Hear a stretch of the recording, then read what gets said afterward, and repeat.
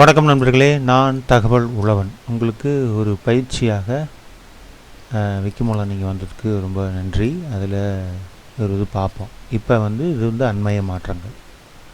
அண்மைய மாற்றங்கள் recent changes. எனக்கு சொற்கள்லாம் கொஞ்சம் புரியலிங்க, ஏன்னா நான் ஆங்கில வழி தான் பெரும்பாலும் படிக்கிறேன் அப்படின்னா கூட சில சொற்கள் தெரிஞ்சுக்கிங்க நீங்கள். சரி, இப்போ இதில் பார்த்தீங்கன்னா வலது பக்கம் உங்களுக்கு புகுபதிகை இருக்கும். அதுக்குள்ளே போயிட்டு உங்கள் கடவுச்சொல்லாம் கொடுத்து உள்ளார வந்திருப்பீங்க.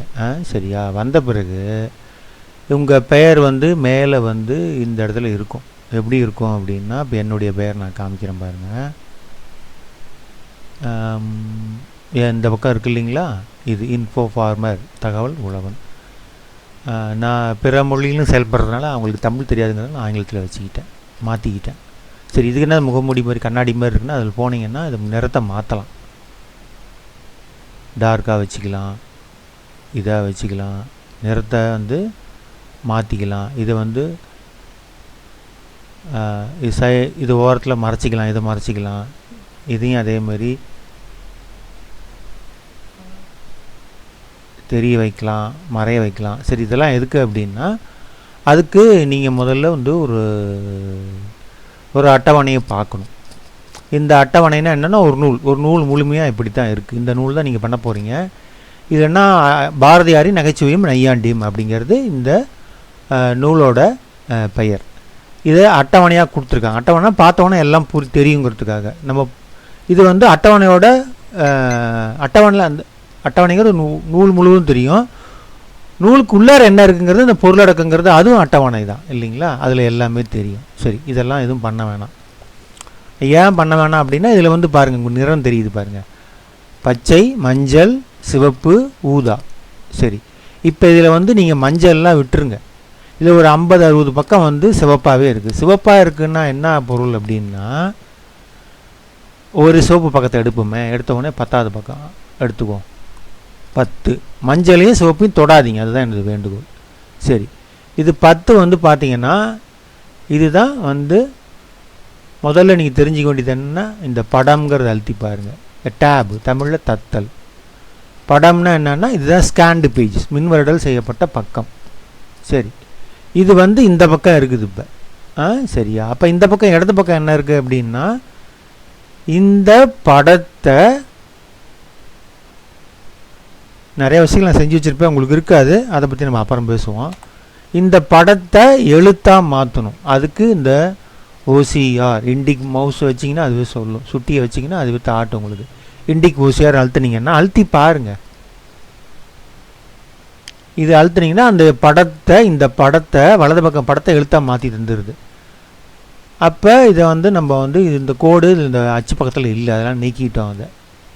சரி, ஒவ்வொரு பக்கமும் 3 பகுதிகளால் ஆனது. இந்த மின்வடல் செஞ்ச பக்கம் இருக்குல்ல, இது இந்த எண்கள் இருக்குல்ல மேலே, இப்போ ஒவ்வொரு நூல்லையும் மேலே இருக்கும். நூல்னால் புத்தகம் சொல்கிறேன் நான், ஒவ்வொரு புத்தகத்துலேயும் மேலே இருக்கும். இது 5, இதை இந்த குறியீடில் போடணும்.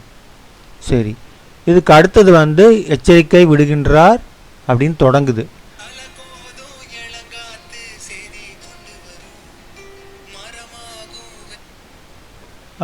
இதில் இந்த இடத்துல போன பக்கத்தோட தொடர்ச்சி இல்லைங்களா, அதனால் இங்கே இடமே இல்லை பாருங்கள். அது பொதுவாகங்கிறது தள்ளி இருக்குது, இது உள்ளார தள்ளாமல் இருக்குது இல்லைங்களா. அப்போ என்ன பண்ணுவோம், இந்த இடமே இங்கே தரக்கூடாது. 1 எச்சரிக்கை. சரிங்களா? அடுத்தது என்ன பண்ணணும்னா, செய்கிறாருக்கு அப்புறம் ஒரு லைன் கொடுக்கணும் இங்கே, அவ்வளோதான். இங்கே பொதுவாகங்கிறது உள்ளார தள்ளி இருக்குங்களே அப்படின்னா நீங்கள் தள்ளலாம் வேண்டியதில்லை, அதை அப்படியே விட்டுருங்க, அவ்வளோதான்.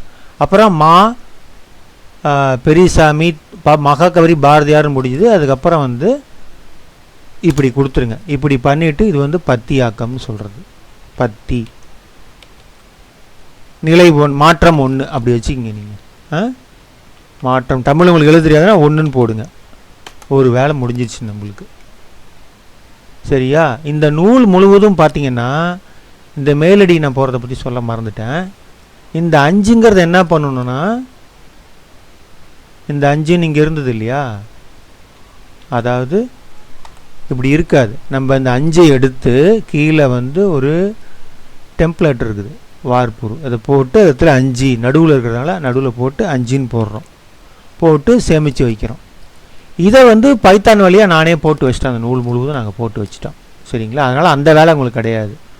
இங்கே 5 வந்ததுன்னா இருந்ததுன்னா அந்த 5 நீக்கிடணும். இப்படி படத்தை எழுத்தா மாற்றும் போது வருது இல்லைங்களா? இந்த 5 சில சமயம் வரும், சில சமயம் வராது. இந்த கோடையை நீக்கிட்டோம். அந்த 5 வந்து தானியக்கமாக போட்டோம். அது நடுவில் இருந்தாலும் நீக்கிடுறீங்க நீங்கள். அதை நீங்கள் போட வேண்டியதில்லை. ஏன்னா ஏற்கனவே இங்கே எழுதிட்டேன் நான் பைத்தான் வழியாக. சரி, அடுத்தது பத்தி பிரித்தோம், பேராகிராஃப்.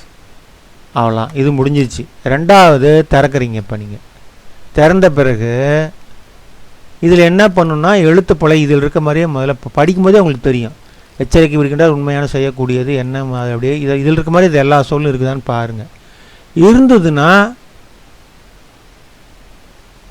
நீங்கள் என்ன பண்ணுங்கள், இதை வந்து எல்லா எழுத்துப்பளையும் இல்லைங்க நான் நீக்கிட்டுங்க அப்படின்னு உங்களுக்கு தெரியும். எனக்கு தெரியாது இல்லையா? அதனால தான் ஊதா நேரமாக மாற்றிட்டு சேமிச்சிருங்க. சரிங்களா?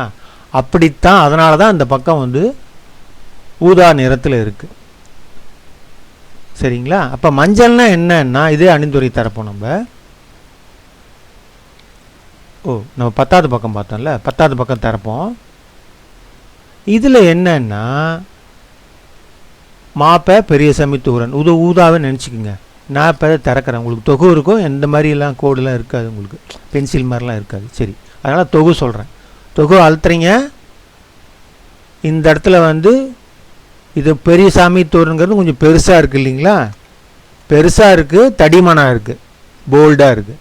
அப்போ இங்கே போயிட்டு உங்களுக்கு கீழே அடியில் இந்த இடத்துல இருக்கும் லார்ஜ் போல்டுன்னு இருக்கும். எங்கே இருக்குது? Large bold. இது அழுத்துனீங்கன்னா அது அந்த கோடு அங்கே விழுந்துடும் உங்களுக்கு. சரியா? இப்போ பாருங்கள் எப்படி இருக்குது. மா பெரியசாமி தூரன் அப்படிங்கிறது வந்து இதில் இருக்கிற மாதிரியே பெருசாக இருக்குது. ஆனால் வலது பக்கம் இருக்குங்களேன், ரைட் சைட் கொண்டு வரது எப்படின்னா இது அப்படியே அந்த லைன் வந்து ட்ரிபிள் கிளிக் பண்ணிங்கன்னா செலக்ட் ஆகிக்கும், தேர்ந்தெடுத்துக்கவும். அப்புறம் கீழே வந்துட்டு இந்த இடத்துல உங்களுக்கு இந்த பெட்டிக்கு கீழே வந்தீங்கன்னா இது மாதிரி இருக்கும். ரைட் சைடா? இங்கே ரைட் எங்கே இருக்குன்னு பாருங்கள். ரைட் போட்டுட்டு பார்த்தீங்கன்னா இது ரைட் சைடு வந்துடுச்சு. அதான் எல்லா எழுத்துக்களையும் நீக்கிட்டேன், வடிவமும் கொடுத்துட்டேன். மட்டும்தான் மஞ்சள் போடணும். நீங்கள் இன்றைக்கி தான் தொடங்கியிருக்கீங்க, அதனால் இந்த ஊதாவோடு இருங்க, மற்றதெல்லாம் எதுக்குமே போகாதீங்க. உங்களுக்கு நிறையா இது மாதிரி கற்றுக்கணும் அப்படின்னு நீங்கள் விருப்பப்பட்டீங்கன்னா இது எது செஞ்சது பிடிக்கலன்னா பக்கம் அழுத்தினீங்க, அதெல்லாம் வெளியே வந்துடும். நீங்கள் இங்கே மாற்றங்களை பதிப்பிடுக அப்படின்னு செஞ்சால் தான் நீ செஞ்ச மாற்றம் சேமிப்பாகும், இல்லாட்டி எல்லாம் வெளியே வந்துடும். அதை மனசில் வச்சுக்கிங்க.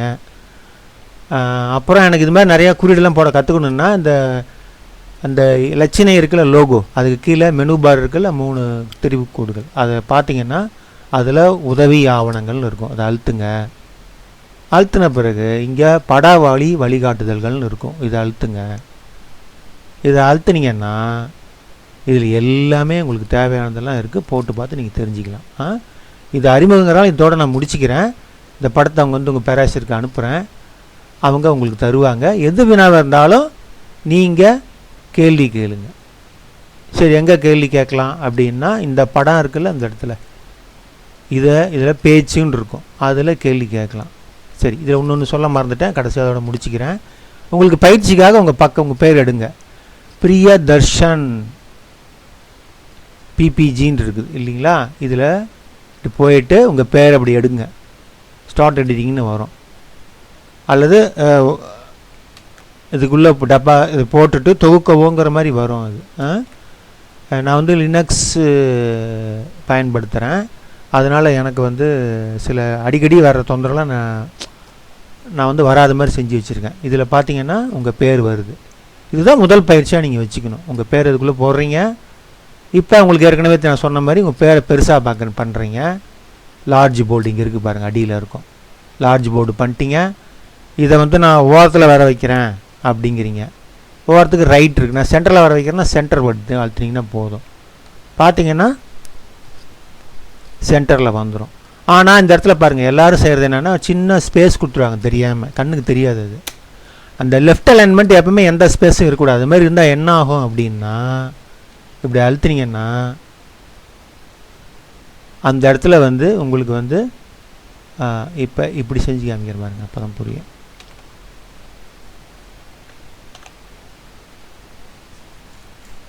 பிரியதர்ஷன். சரிங்களா, இது வந்து ஒரு பாக்ஸ் மாதிரி வந்துடும் அது. சரி, அது படிப்படியாக இந்த இடத்துல சொல்ல வந்தது என்னன்னு கேட்டிங்கன்னா, இந்த இடத்துல இது மாதிரி எந்த ஸ்பேஸும் தரக்கூடாது. அதுதான் நீங்கள் செய்ய வேண்டியது. முதல்ல உங்கள் பேரில் இது மாதிரி உள்ளார எழுதுங்க. அப்புறம் உங்களை பற்றி தமிழ்லேயும் இங்கிலீஷ்லேயும் எழுதுங்க. இப்படி எழுதிட்டு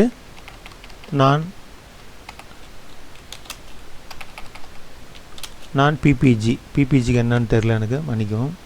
பிபிஜி கல்லூரியில் 2ஆம் ஆண்டு படிக்கிறேன் அப்படின்னு போட்டுட்டு இப்படி முன்தோற்றம் பாருங்கள். முன்தோற்றம் பார்த்தா தான் உங்களுக்கு வந்து நீங்கள் தெரியும். இப்போ இந்த இடத்துல நான் சொல்லியிருக்கேன், இப்படி இடம் விடக்கூடாது. ஆமாம், அதை கவனத்தில் வச்சுக்கிங்க. எப்பயுமே அந்த இடத்து பக்கம் வரவே கூடாது. மனசில் வச்சுக்கிங்க. தொடர்ந்து கேள்வி கேளுங்க. நீங்கள் கேள்வி கேட்கும்போது தான் உங்களுக்கு ஆர்வம் இருக்குன்னு தெரியும். இல்லாட்டி வாட் யூ சே கிரிஞ்ச் அப்படின்ட்டுருவீங்க. நன்றி.